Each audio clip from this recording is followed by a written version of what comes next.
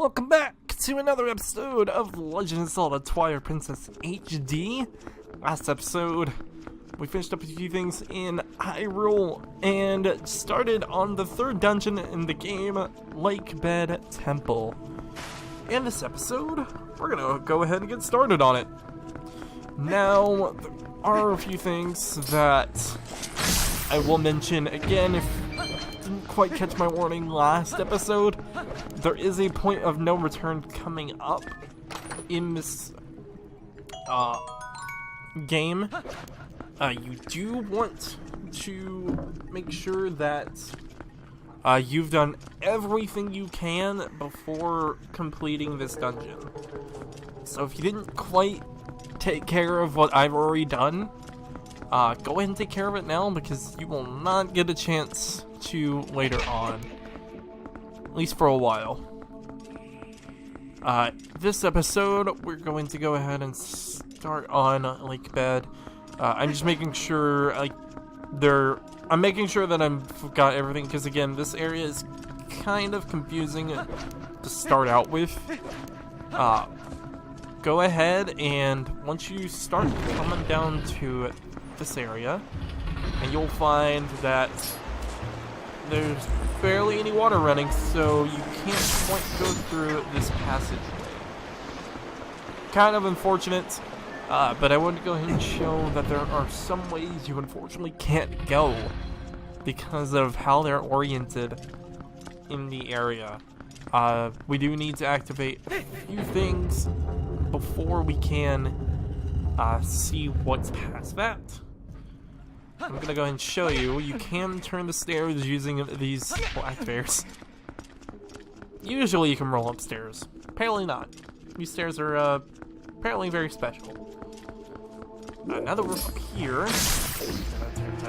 there's an unlocked door over there. If we come over this way,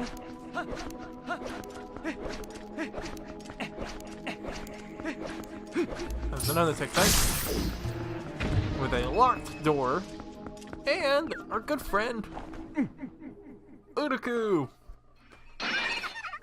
or Ukaku, however you say her name.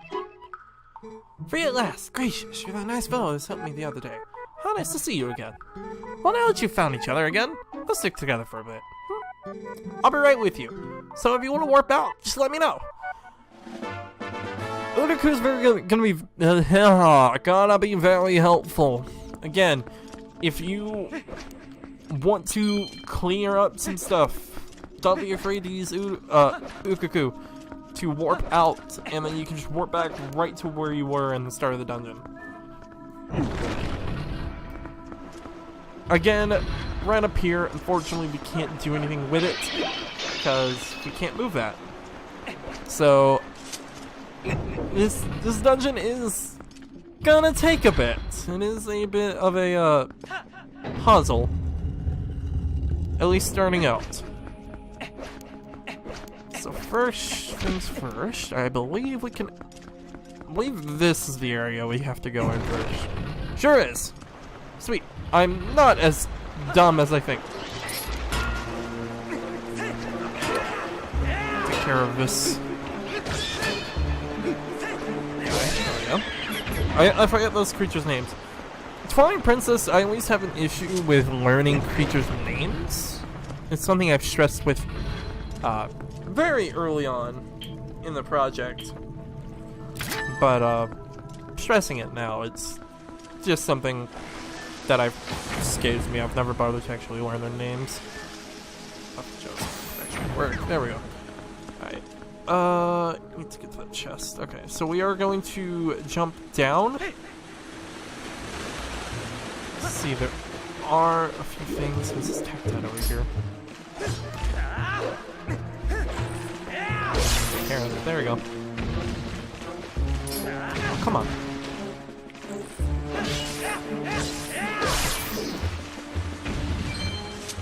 Alright, come on up. This is the way back out if you happen to not jump correctly. So of course I didn't. Come on now. I keep thinking this is Breath of the Wild, even though I've barely played Breath of the Wild. You actually want to go through this tunnel. instead of trying to jump down, because it'll just be a hassle. You won't be able to make it because those pads aren't moving, unfortunately. You can either jump down or just sidle along this vine set over here. Like this. There is a little water spout right there that's lifting up that stalactite. Jump on over, and we get to the first chest. Big chest, actually. Small key. That will open a locked door. Go ahead and jump back. Go back the way we came. Because now with the small key, we can actually unlock one of the locked doors that we found back up top in the main room. Because again, we can't quite do anything in that room yet. But it is something to know of later. There is a lot of backtracking in this dungeon, specifically compared to any other dungeon in this game. It's not the most backtracking you'll have to do, unfortunately. There is one dungeon that is very heavily based on actual backtracking. But thankfully, you don't have to do too much in this dungeon. Just gonna ignore that guy. We're gonna come over here. See, there's a room with a tech tank. I'm gonna take care of him. Not too hard at all. More arrows. Don't think I actually needed them, but thank you. There is... Actually, now that I notice there... No. There is a blue chew jelly right over there that you can grab. Actually, I don't think you can grab it yet. I think it's in a spot where you can't go yet. There is blue chew jelly. Blue chew jellies do drop blue potions, which are better than red ones. But again, with my current health, a red one is a full health. Full heal anyway. And red chew jellies are more abundant than blue chew jellies, so I would recommend, unless you have like another bottle, unless you use your milk too early, I would just recommend sticking with the red ones for now. We can go up this area. Just one jump attack will take care of him.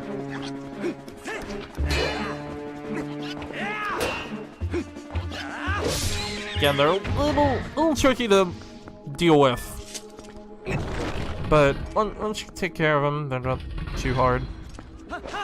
There is a Lizalfos here. Just send him down. Not too hard. And you can come over here. You can get that blue chew jelly if you want, and you can also get this chest. Opening it, get your small key. So you do have to come back here for the small key. We can't go up there. We can't go past that wheel. Hi, Keys. Bye, Keys. Let's go ahead and go over back to where we opened up the way to the right.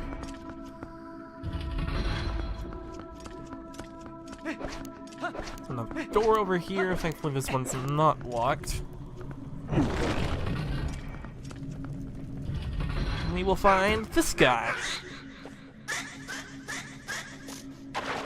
This guy can be a little bit of a nuisance if you didn't have bomb arrows. He likes to stay on the little bubble and kind of attack you from by going in and out of it. Shoot him with a bomb arrow. It's much easier. Use your small key that you got on the other side of that wheel to open this door. You can see there is an area that looks like it could be filled by water, but there's no water in here. So we can't do anything with it yet. Jump down and destroy these pots for more rupees, more goodies. And just climb up these vines. Can't do anything about that switch yet, so we have to go up this walkway. It does take a little bit to get up this walkway. There are Tektites to deal with. You can uncombo your bomb arrows and your arrows to easily take care of them if you are just not wanting to deal with them. They're not hard to deal with the sword either. It's just much quicker to take care of them with your arrows. But I don't want to, so I'm not going to. There's one more. Yeah, there's one more before we get to the top. There we go. Not too bad. Whoa, camera was weird. I was holding right there and it ran me into that wall. You get more bombs from this chest up here. And there is a chest right there. Can't do anything with that. Yeah, but remember that for later. You can open this, and we open the waterways. As you can see, down that ramp, there's now flowing water. Jump down, and have a ride. You can ride down here if you want. You can also just jump on the railing and jump down. But this is kind of fun. Just flowing down this water.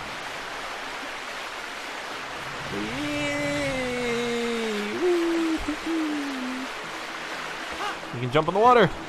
Hurrah!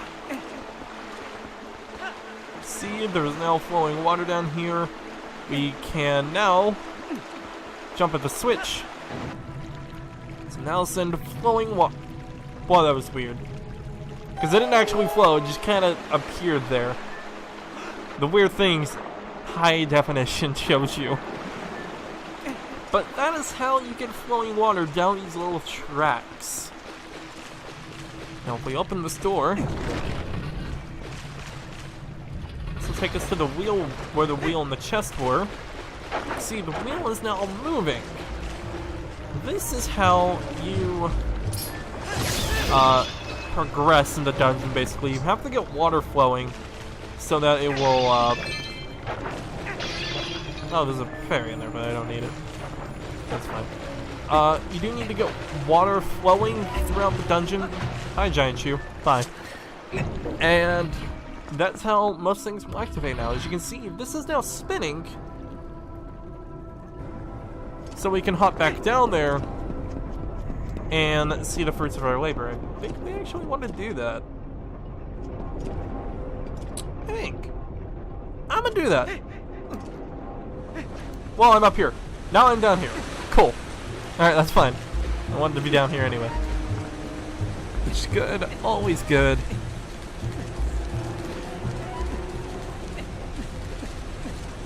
Yeah, this is actually where we're supposed to be. Which is good. I think? I don't quite remember this part. I'm just making sure. Okay. I didn't think Link would actually grab onto that. And so I'm impressed. Other ways. I wanna go this way. This is probably a trap. It is not a trap. Instead, it is good. Because we get a chest. In the chest, we get another key. Surprising amount of keys in this dungeon. And there's a door. Opening it.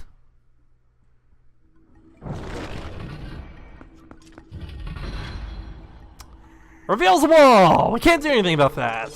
There's a giant room over there, though, but we can't do anything about that wall yet. So you want to go back through, and there was the other doorway on the other side. Should probably go check that one out.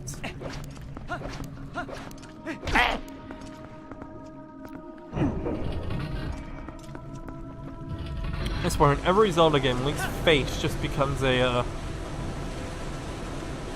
magnet for any walls or doors you're trying to open. It's very rudimentary at this point. Pretty hilarious. You did want to go ahead and go to the left first, so you can get that small key. You will need it to get through this next part. If you stand over here and open all these pots, you can actually see. You guys were supposed to be on this side when I opened the pots, not the chest side. Weird. I remember them being on the side where you break the pots, not where you open the chest. It's weird. Anyway, you now swim down this water.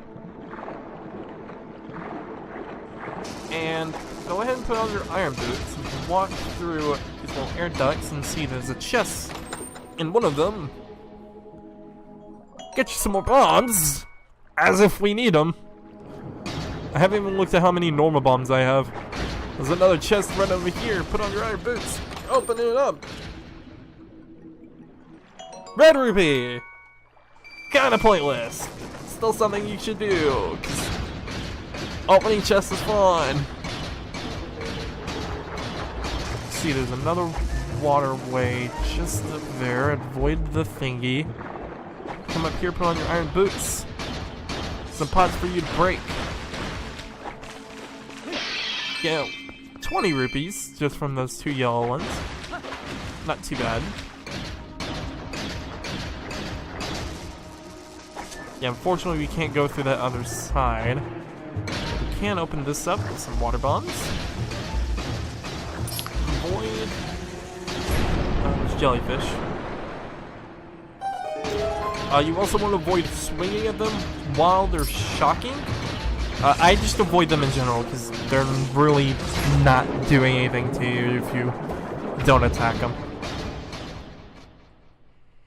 Now coming through here. Whoa, I was swimming with the iron boots. That's weird.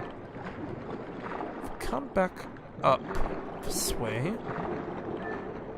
We've now entered the big room that we saw from the gates, which is just over there. There's a small tadpole. Come here. Stop. Come here. Stop. Come here. Thank you. If you look up from where it came from,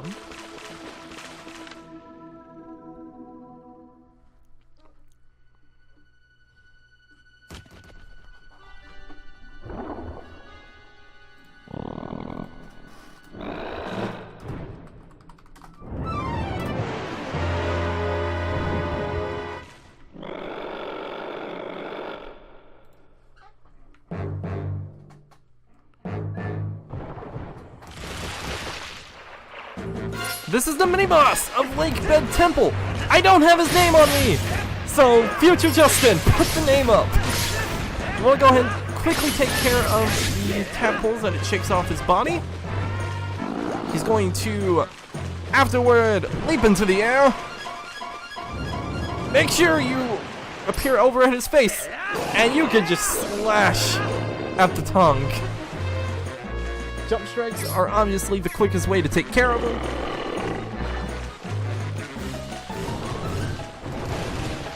He's gonna reveal more of these tadpoles. You can spin attack to, quickly take care of them. I just do the old spin control stick bit to take care of that. You can point the camera up so it's facing the ground. Make sure to not be under him as he's doing that, and just jump strike in his tongue again. He doesn't really pull any tricks apart from that. When he does that little growl, you can shoot his tongue with bomb arrows. If you want to see this fight up even more, they tend to not hit from me though, so I tend to not worry about that. Again, these little tadpoles don't do much damage. Don't worry about taking damage hitting them. The main point of damage is the giant tadpole, or giant frog. Go ahead and take care of his tongue with the finishing blow. That is the boss. Or mini boss, not actual boss.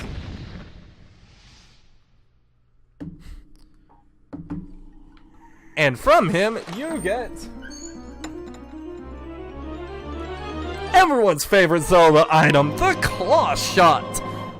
Otherwise known as the hook shot in most games. In this game, though, it's the claw shot. You can latch on the places where you see the marking to jump great distances. Thankfully. So, if we equip that, so I'm just gonna go ahead and take off the bombs. As you can see, there is a bunch of these targets we can now use to hit.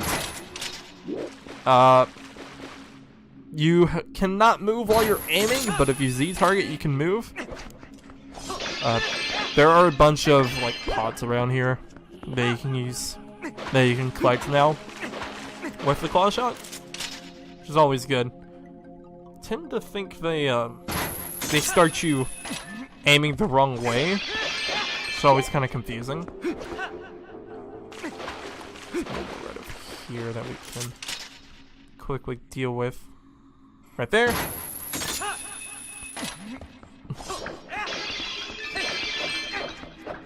Oh god, I did not want to walk off.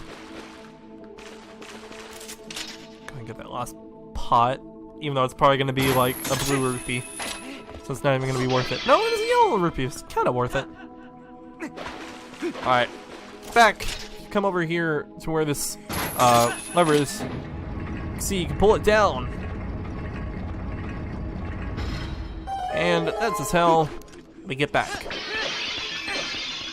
So now that we have the claw shot and are now finally starting to make quick headway into this dungeon, I think it's about time we go ahead and end this episode off here. We got the claw shot and defeated the mini boss. I want to go and quickly show these guys even more pathetically easy. Now you can just take off their armor and just slash at them. You don't have to do the jump strike anymore. Always good. Anyway, thank you guys so much for watching. Next episode, we'll venture through more of a Lakebed Temple. See what we can do now with the claw shot in our grasp. See you guys next episode.